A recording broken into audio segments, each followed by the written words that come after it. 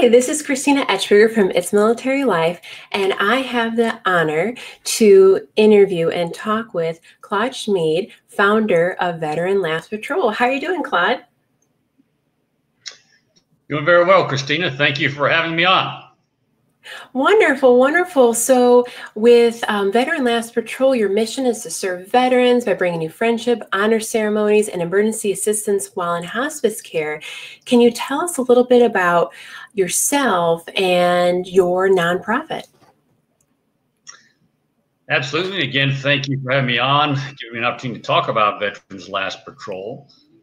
My own background is Army. I'm a retired Army. I served for 31 years. And in that capacity, I had a lot of great jobs and met a lot of wonderful service members, as you well know, around the world. And I wanted to continue to serve. And this nonprofit, with its focus on veterans and hospice care, gave me that opportunity, and be happy to talk to you more about it, and as well as your viewers. Yes, of course. So just reading your bio, it's so impressive. You served 31 years in the U.S. Army.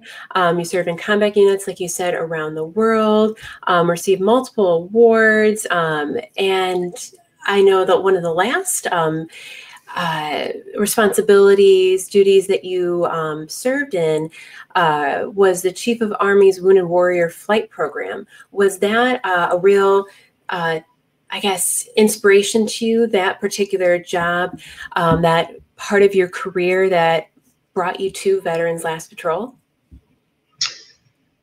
Absolutely.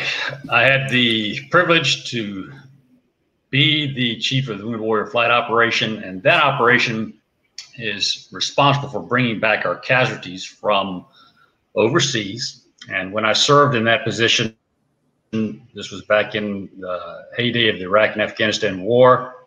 So I had a chance to meet many thousands of our nation's wounded and talk to them about their lives, about their military experience, about, of course, what happened to them and their particular combat action.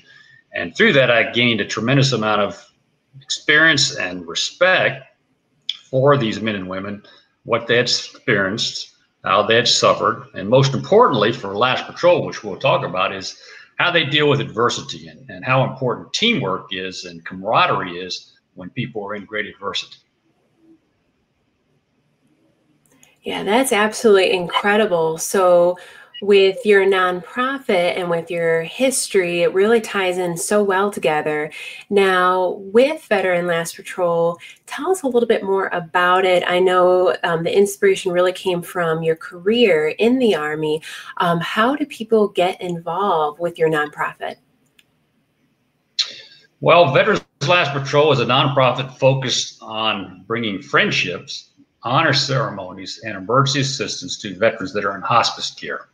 We're just talking about wounded warriors and about the adversity and difficulty of those times when someone is in a great hardship, like having been wounded.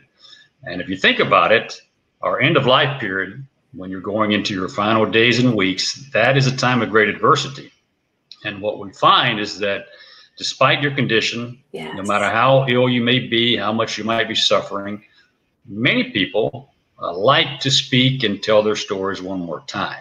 And they like to have friends. And veterans in particular have a great bond, as you know, in your family and your community, that connection that takes place between veterans. So being able to do that in one's last patrol, when they're in hospice care, when you're in end-of-life status, is we find very remarkable, both for the patient, the person that's in hospice care, as well as the volunteer, because it gives them a chance to meet and learn interesting things about very interesting and special people. And it helps them continue to serve. And as veterans and veterans of the military family in our country, we know about service and we want to continue to serve. And this is one way for volunteers to do so. That's absolutely incredible. And I know if they are interested in volunteering, that they can go to veteranlastpatrol.org, go under the contact tab, and then go from there, correct? That's right. We've got a webpage, veteranlastpatrol.org. We're very active on social media, Facebook, Instagram, and it's all about continuing to give back. It's all about service. And in our case, it's about these end-of-life friendships that we find are very important. Most people have had some experience with nursing homes and in hospice at some time in their life. And one of the things that really strikes you when you visit those places, and you as a family member sometime in the past, is how lonely and how isolated a lot of times the patients in these facilities are. And particularly now during the COVID times, it's very difficult to get into them. But Yes. we chose at Last Patrol, we chose to make it our mission to try to reach out to those folks in their end-of-life care phase and try to bring them final honors, try to bring them friendships, do something to demonstrate to them and their families, if they have families, one more time that America appreciates their service. That's so wonderful. And I know just even connecting with you online and learning more about all that you do, with my experience, we're an Army family. We've been very involved with helping our veterans, even locally, and just an amazing opportunity. And this holiday season is your second annual Operation Holiday Salute, which I have the details down below. And tell us a little bit about that. How do we get involved and what do we do? Well, I came up with this idea to do an Operation Holiday Salute, which is a program to bring Christmas cards and small gifts to as many veterans around the country that are in end-of-life care as we can. So what we did is we collected last year about 4,000 cards from American citizens around the country, and we got those distributed to the hospices and nursing homes all over the United States that we have contacts with, and they, as their volunteers, our volunteers, and the facilities themselves brought those cards around to the patients in the rooms. Usually each veteran got 3 or 4 cards, just as a demonstration from the American public one more time that during this holiday season, which is probably going to be your last holiday season, that we appreciate you and we want to thank you again for your service. Yes. That's so wonderful. And all the information is down below, as well as people go. Yeah. Yeah, so we're starting the second one now. We put out the information. As you said, you've got information down below here, and you've been helping us promote that campaign. So this will be our second annual Operation Holiday Salute. And this year, with the great interest that we've had, we hope to get about 10,000 cards, which once again, in the mid-December time frame, we'll be distributing those out to the nursing homes around the country. That's so wonderful. It's so exciting. And yes, we will be totally putting all our efforts this holiday season to that and get that 10,000 card goal. Now, I know I talked to you a little bit about just Veteran Last Patrol. Is there any one story that really resonated with you throughout your journey with Veteran Last Patrol? There's so many of them. I've been doing this for a few years now. Veteran Last Patrol is just under 2 years old, but when I started, one of the first patients I met was a gentleman who was a Navy veteran of World War II. He had gone into Normandy on D-Day, 1944, and he was a landing craft operator. So, of course, he spoke to me about his background over the several months that I got to know him, his family, his life story, and as far as his military service goes, on that day, on D-Day, 1944, one of the neighboring landing craft next to him going into land at Normandy was shot up very badly. So it sank, and many of the members of that craft, the people on that craft, went into the water. So he and some other members of that landing craft, as they were coming back out, they went into the water, and he rescued one individual that had been wounded in the sinking adjacent craft. And they got to be friends, those two guys.